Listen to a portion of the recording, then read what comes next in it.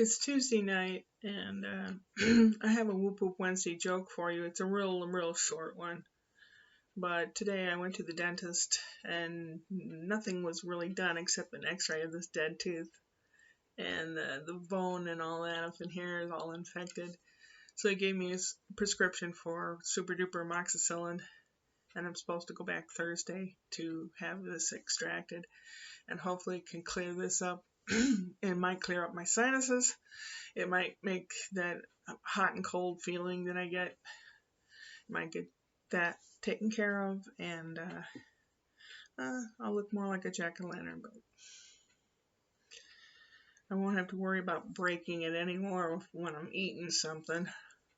Then this over here is when I go, I can feel it in there. I don't know. I took some footage driving down there. I missed Butt Rock. There's a rock that looks like a big butt. So now if I can remember where it is, that I can get it on my way down to the dentist on Thursday.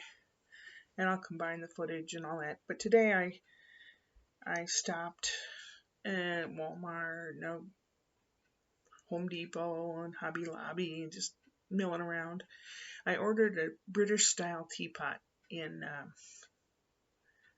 oh gosh, what's that blue color? That real bluey blue. Bluey blue. It's a bluey blue 4 to 5 cup teapot. And I had a little bit of extra fabric from the fabric I'm making curtains with. So I'm making a tea cozy. And I stopped and got a little piece of similar matching type fabric and some batting to keep the heat in. While I was at Hobby Lobby looking for the batting, my brother David called. I had written something kind of disturbing on Facebook because I'm really bumming. Something I wrote that was really disturbing is in German, and I don't know, some people might know German. Some people might have ran it through a translator, because I heard from a couple people that I guess they know German. I got to second level depression. First level is where you eat everything in sight. Second level is when you're not hungry at all. You eat only because you have to stay alive. But then, do you wanna? And then third level depression is looking to see a good way to croak. Been there. Anyway, Dave and I talked for a little while, and he brought to my mind some things as to why Ash and Brian might feel a certain way or whatever.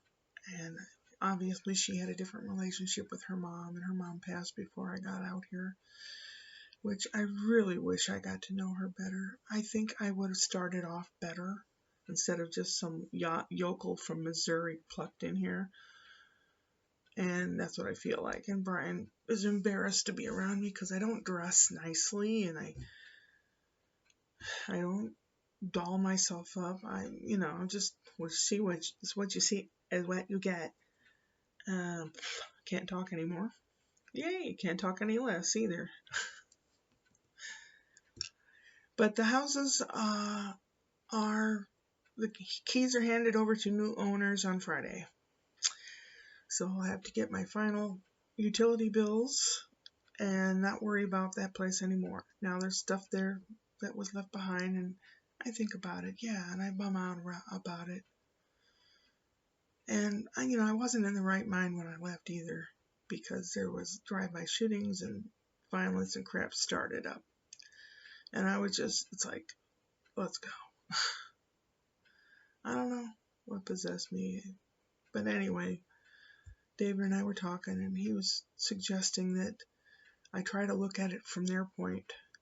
And when you're in the thick of stuff, you only think about how it looks from your point of view. And I did feel different after our conversation, and I thanked him. But I said, except for my Facebook and YouTube family and friends, I have nobody out here. Well, I mean, there's Brian and Ashley, but I mean, I have no friends.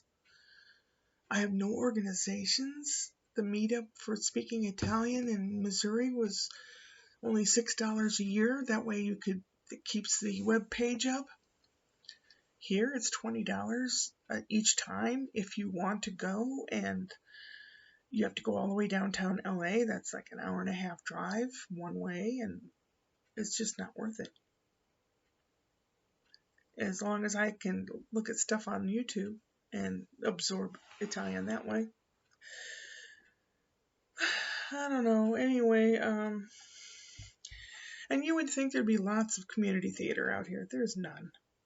And I keep getting word from back in St. Louis that this Second Run Theater is doing Arsenic and Old Lace, and Clayton Theater's doing this one, and so is directing this one, and David Hawley is in this one as a policeman, and it's like they're nothing like that around here. You would think there would be, but I think people move out here to either be famous, and if they don't make it, they don't even think about community theater. There's no community theater out here. There just isn't. You would think they'd want to hone their craft and maybe be seen by somebody, be discovered. But no. Mm-mm. Don't know.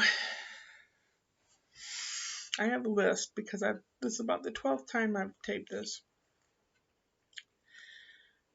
Yep, gonna try to get a hold of the shrink back in the Midwest, see if he can work with me or suggest how I go about finding someone that I can understand and that can understand me.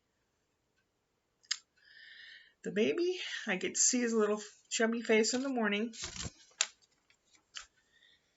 and he's a character. I didn't know children started as young as he is, 5 months old. I didn't know they started crocodile tears, pushing mom and dad's buttons, pretending that he's hurt when he's not. He's doing everything, this kid. He was talking to the baby in the mirror, and he would answer himself as the baby in the mirror in a different tone. He'd go, ba ba ba ba ba ba, and like, it just blew my mind. I mean, granted, it's a long time since Brian and Scott worked a little like that, but I worked. I worked all the time. I missed a lot. So this is like a gift to me. And there's a lot of pros for all of us. But apparently just the wrong things that I have done, whatever they are. David said, why don't you find out what they are? Yeah. I have to go to bed so I can get up and greet his little face and wipe his little butt and feed his hungry tummy and sing Baby Beluga to him. He loves that story. It's a story written by Raffi, the kid singer. Baby Beluga in the big blue sea. Do do do do do do do do do. Upward and onward. Da da da da da.